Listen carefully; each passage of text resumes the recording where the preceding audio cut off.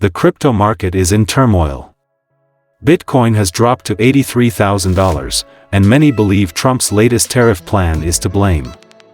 Could this be the beginning of a deeper crash, or is this just another shakeout before a massive rally? Stay tuned as we break down Trump's policies, their impact on Bitcoin, and what this could mean for the future of cryptocurrency. Before we dive in, make sure to like this video, subscribe, and turn on notifications so you don't miss any crucial updates. Let's get started. Understanding Trump's tariff plan.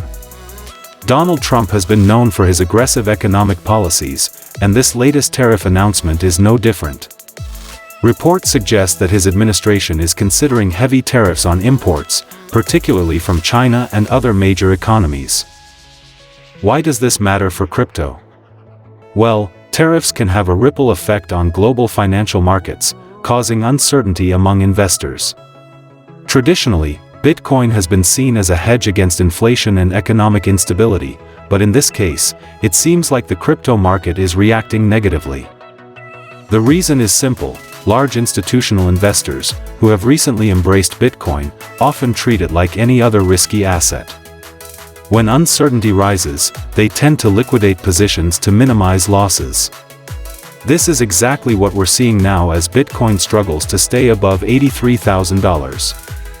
Bitcoin's recent price action. Bitcoin was trading near $93,000 just a few weeks ago, and many were expecting it to push towards $100,000. But after Trump's tariff announcement, the market reacted sharply. Bitcoin dropped nearly 10% in just a matter of days, bringing it down to its current level of $83,000. Some analysts believe this is just a temporary correction, while others warn that Bitcoin could drop even further. If the market remains bearish, key support levels to watch are $80,000 and $75,000. If Bitcoin fails to hold these levels, we could see a bigger crash to $65,000 or even lower. However, there's also an argument that Bitcoin is just going through another typical correction before the next big rally.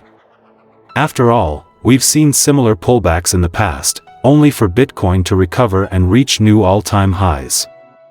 Institutional investors and market reactions. The role of institutional investors in this crash cannot be ignored. Over the past year, companies like BlackRock, Fidelity, and MicroStrategy have been buying Bitcoin aggressively.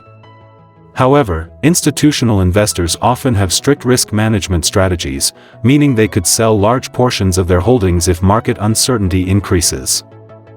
This is why we're seeing heavy sell-offs in Bitcoin whenever bad economic news hits. These institutions aren't holding Bitcoin for ideological reasons, they're in it to make money. And when they sense risk, they don't hesitate to sell. Retail investors, on the other hand, tend to react emotionally.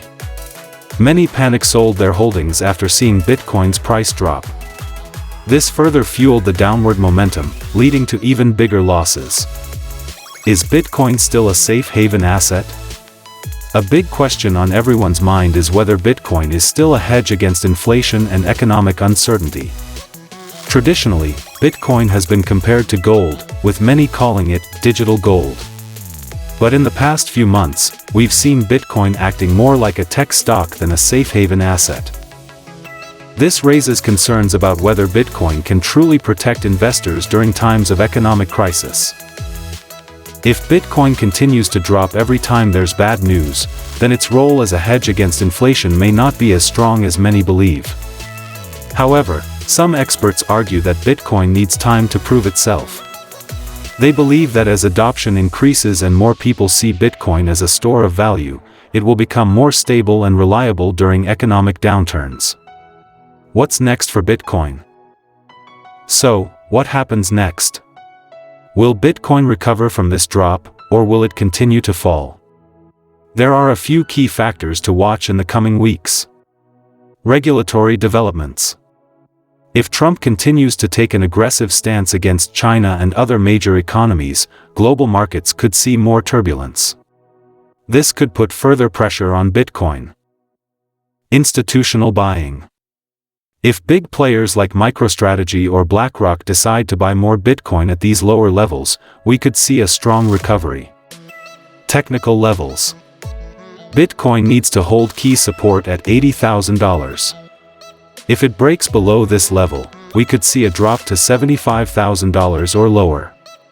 But if buyers step in, we could see Bitcoin bounce back towards $90,000 and beyond. Some believe that after this correction, Bitcoin will resume its uptrend and could even reach $150,000 by the end of 2025. Should you buy the dip? For investors wondering whether this is a good time to buy Bitcoin, the answer depends on your risk tolerance. If you believe in Bitcoin's long-term potential, then buying during dips has historically been a profitable strategy. However, if you're looking for short-term gains, you might want to wait and see if Bitcoin stabilizes before making any moves. One strategy to consider is dollar cost averaging, DCA. This involves buying small amounts of Bitcoin over time rather than making one big purchase.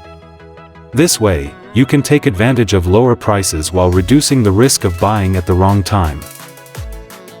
Bitcoin's recent drop to $83,000 has sparked fear in the market, but is this just another correction or the start of a bigger crash? Trump's tariff policies have shaken global markets, and Bitcoin has not been spared. While some investors are panicking, others see this as an opportunity to accumulate more Bitcoin before the next big rally. What do you think? Will Bitcoin recover and head towards $100,000, or are we in for more pain ahead? Let us know your thoughts in the comments. And if you found this video helpful, don't forget to like, share, and subscribe for more crypto updates. Thanks for watching, and we'll see you in the next one.